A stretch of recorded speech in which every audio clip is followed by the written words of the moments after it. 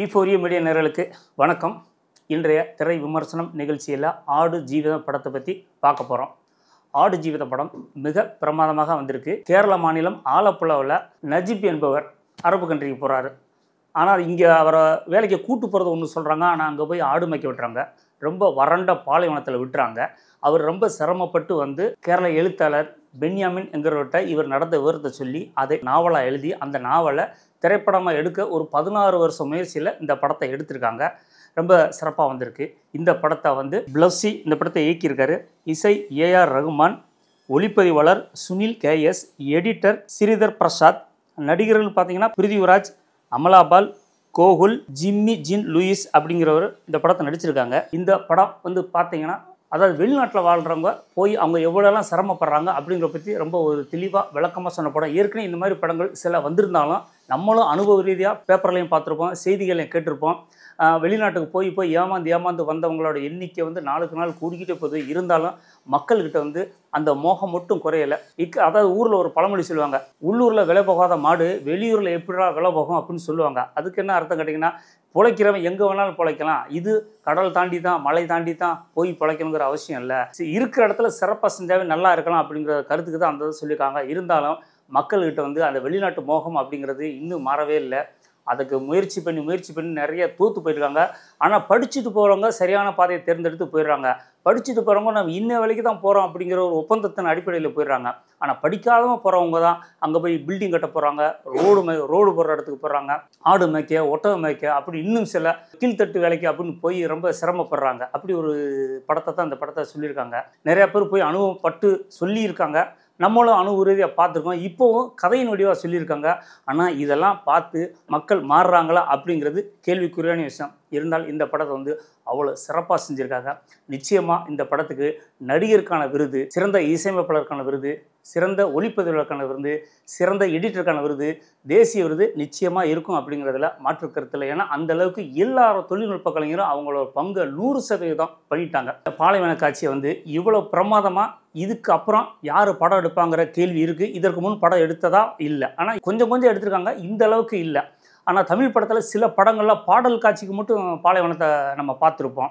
இதை தேர்த்திடாதே, கண்டு கொண்டேன் சில படத்தில் நம்ம பார்த்துருக்கோம். ஆனால் படத்தில் வந்து இவ்வளோ பிரம்மாண்டமாக பாலைவனத்தில் இவ்வளோ ஒரு காட்சியை வேறு படத்தில் நான் பார்க்கலங்கிறது உண்மையான விஷயம். அது எப்படி கேட்டிங்கன்னா, அதிகாலை சூரிய உதயத்தில் அந்த பாலைவனம் எப்படி இருக்கும், ஒரு 10-11 மணிக்கு எப்படி இருக்கும், நண்பகலில் எப்படி இருக்கும், மாலை வேளையில் எப்படி இருக்கும், இரவில் எப்படி இருக்கும், நடுநிசையில் எப்படி இருக்குங்கிற அந்த பாலைவனத்தோட தன்மையை காட்சிக்கு காட்சி விளக்குறாங்க. இப்போ நம்ம சாதாரண பார்த்துருப்போம், ஈவினிங் நேரத்தில் பீச்சுக்கு போனால் நல்லா காற்றடிக்கும்னு சொல்லுவாங்க.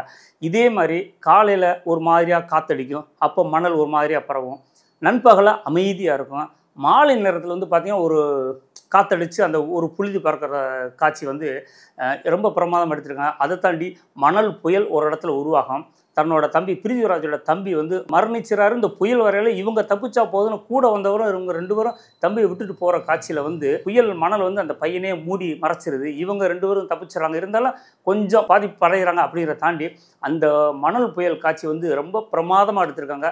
ரொம்ப சிறப்பாக எடுத்தாங்க. அப்புறம் மேலும் மலையாள சினிமா இந்த வருஷம் என்னன்னு தெரியல, தமிழ் திரையுலகில் நேர்ந்து விட்டாங்க அப்படின்னு நினைக்கிறேன்.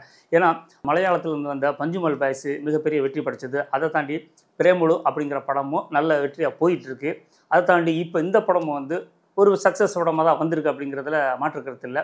ஏன்னா படத்தில் வந்து அவ்வளோ, அதாவது படத்தை கிளாரிட்டி சொல்லுவாங்க இல்லையா, ரொம்ப பார்க்குறதுக்கு ரொம்ப நுணுக்கமாக ரொம்ப அழகாக எடுத்துருக்காங்க. ஏன்னா சில பேர் கூட சொன்னாங்க இது மரியான் மாறின்னு இருக்காங்க. ஆனால் மரியானுக்கும் இதுக்கும் சம்மந்தம் இல்லை. அதாவது எல்லா படத்துலையும் காட்சிகள், அந்த காதல் மோதல் இதெல்லாம் வந்தால் கூட கதைக்கு கதை அடிப்படை காரணம் வேறையாக இருக்கும். இந்த படத்தில் வந்து பார்த்திங்கன்னா முழுக்க இவர் போயிட்டு எப்படி வர்றாரு அப்படிங்கிறது தான் கதை அப்படிங்கன்னா. ஆனால் இடப்பட்ட நேரத்தில் அதில் விட இதில் வந்து ரொம்ப காமிச்சிடுறாங்க.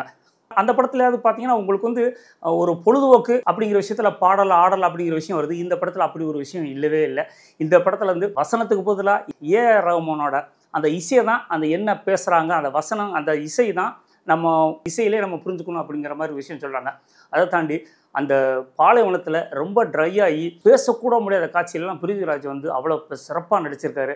உண்மையிலே சினிமாவை நேசிக்கிற ஒரு ஆள் மட்டும்தான் இந்த மாதிரி காட்சிகளை துணிச்சலாக நடிக்க முடியும். ஏன்னா தமிழ் சினிமாவில் வந்து ஆக்ஷன் படம், நகைச்சுவை படம், மற்ற ஸ்டோரி படத்தில் எல்லாருமே செஞ்சுறாங்க. இந்த மாதிரி உடல் மொழியை ரொம்ப மெனுக்கட்டு பண்ணுறது வந்து சில பேர் நடிக்கிறதாக. இப்போ கமல் சார் நிறையா பண்ணியிருக்காரு, விக்ரம் பண்ணியிருக்காங்க, சூர்யா பண்ணியிருக்காங்க. ஆனால் இந்த அளவுக்கு மெனுக்கட்டுறது வந்து கொஞ்சம் கஷ்டம் தான். ஆனால் இவர் வந்து ஒரு கூடுதலாக மெனக்கெடுத்திருக்காரு. ஏன்னா அப்படி பண்ணால் மட்டும்தான் அவருக்கு வந்து சினிமாவில் வந்து உலகத்தரத்தில் ஒரு அங்கீகாரம் கிடைக்கும், நிச்சயமாக கிடைக்கும். ஸோ அந்தளவுக்கு ரொம்ப சிறப்பாக வந்திருக்கு. இந்த படத்தை வந்து எல்லா தேட்டரில் பார்த்து கொண்டாடணும். அமலாபால் வந்து ரொம்ப நாளைக்கு அப்புறம் நம்ம சினிமாவில் பார்க்க முடிஞ்சது.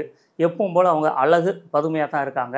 அவங்கள இந்த படத்தில் ஒரு டூயட் அப்படி இப்படின்னு வரும்னு நினச்சி போனால், பட் அப்படி ஒரு விஷயம் இல்லாமல் ஆரம்பத்தில் என்னமோ ரசிகர்களை சந்தோஷப்படுத்தணும் அப்படிங்கிறக்காண்டி ஒரு ரொமான்ஸ் காட்சி வச்சாங்கன்னு தெரியல. அவ்வளோ அழகாக 2 பேரும் ஒரு தத்ரூபமான ஒரு நெருக்கத்தோட ஒரு காட்சியை காமிச்சு ரசிகர்களை உற்சாகப்படுத்தி கடைசியில் வருத்தப்பட வச்சுட்டாங்க. இந்த மாதிரி படங்களை நம்ம வரவேற்கணும், உழைப்புக்கு ஒரு மரியாதை கொடுக்கணும் அப்படிங்கிறது ஒரு சினிமா ரசிகனா என்னோட வேண்டுகோள்.